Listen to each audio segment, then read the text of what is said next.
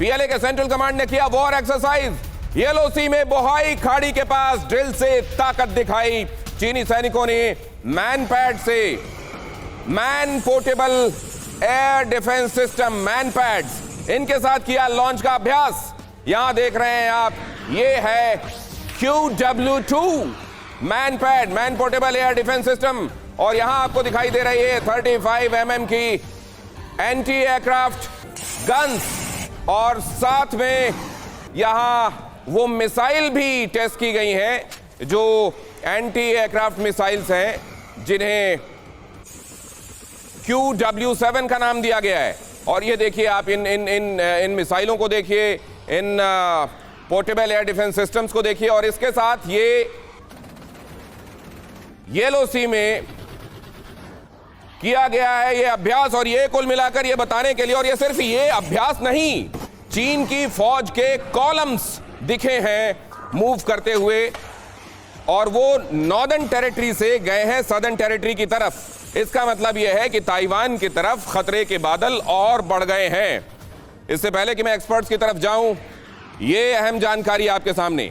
Target क्या है चीन का? टारगेट वो है जो आपको याद होगा प्लेनरी के समय शी जिनपिंग ने कहा था, अगर बाय फोर्स भी यूनिफिकेशन करना पड़ा तो हम करेंगे, ये हमारी टेरिटरी है। ताइवान पर कब्जा हुआ तो क्या होगा? प्रशांत महासागर में दबदबा बनाने की आजादी हो जाएगी। गुआम और हवाई द्वीप अमेरिकी सैन्य ठिकानों को खतरा हो जाएगा। और क्या होगा? ताइवान आपको याद होगा अलग क्यों हुआ था। 1949 में चीन के माओ त्से तुंग के नेतृत्व में CCP की जीत हुई थी, और इधर चांग काई शेक की कुओमिंगतांग नेशनलिस्ट पार्टी हार के बाद उन्होंने चीन छोड़ दिया था, और कुओमिंगतांग के लोग दक्षिण पश्चिमी द्वीप ताइवान चले गए थे। ताइवान में सबसे ज्यादा कुओमिंगतांग की पार्टी की ही सत्ता रही है। और अब यहां अगर युद्ध हुआ तो क्या होगा? अमेरिका क्या करेगा? औपचारिक नीति, ये जो कहा जाता है कि हमारी स्ट्रैटेजिक एम्बिग्विटी है, कूटनीतिक स्पष्टता, वही रही है। आधिकारिक तौर पर ताइवान को चीन का मानता है, वन चाइना पॉलिसी को मानता है अमेरिका, और दूसरी तरफ ताइवान को ताइवान एक्ट के तहत लगातार हथियार भी दिए जा रहा है। जानबूझकर ताइवान को लेकर अपनी नीति को स्पष्ट नहीं करता है, और हमले की सूरत में ताइवान की मदद कैसे करेगा इसको लेकर स्पष्टता नहीं है। क्या मिलिटरीली इंटरवीन करेगा या नहीं करेगा, केवल हथियार देगा, यह भी स्पष्ट नहीं है। और इसी तरह की अस्पष्टता ने यूक्रेन का वो हाल किया है जो यूक्रेन का आप देख रहे हैं। एक चाइना की नीति का समर्थन वो करता रहा है, लेकिन हाल ही में जो स्टेट डिपार्टमेंट की वेबसाइट है उससे वन चाइना पॉलिसी की उस हिमायत वाली जो बात है, वो उसको जो जिस दृढ़ता और प्रतिबद्धता के साथ वहां लिखा गया था वो भी डाइल्यूट हुई है। अब इसके मायने जरा समझते हैं पीके श्रीवास्तव सर।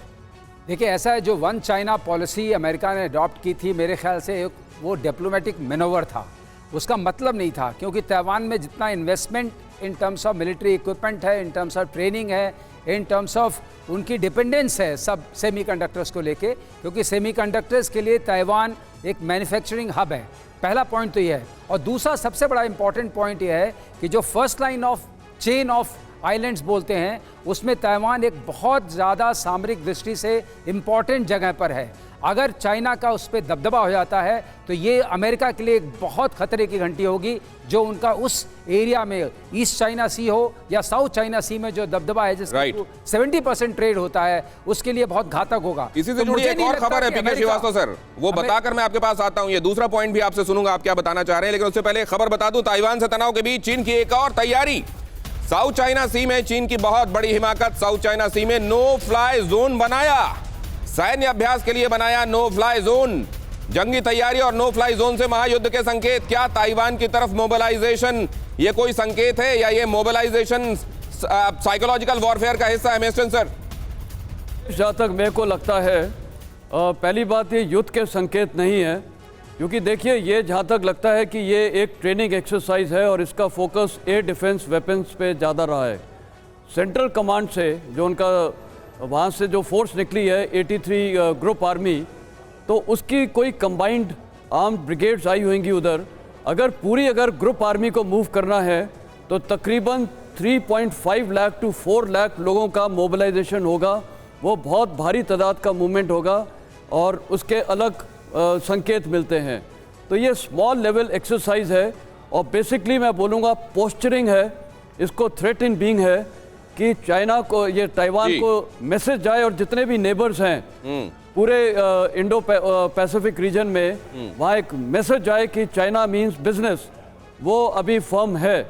और मेरे को नहीं लगता मेरी एक उत्सुकता है, जनरल मिस्टर, मेरी एक उत्सुकता है, रूस और यूक्रेन के मामले में भी यही समझा जा रहा था कि युद्ध नहीं होगा, नहीं होगा, नहीं होगा, नहीं होगा, और अचानक पूरी दुनिया के लिए एक सरप्राइज फरवरी में सामने आया।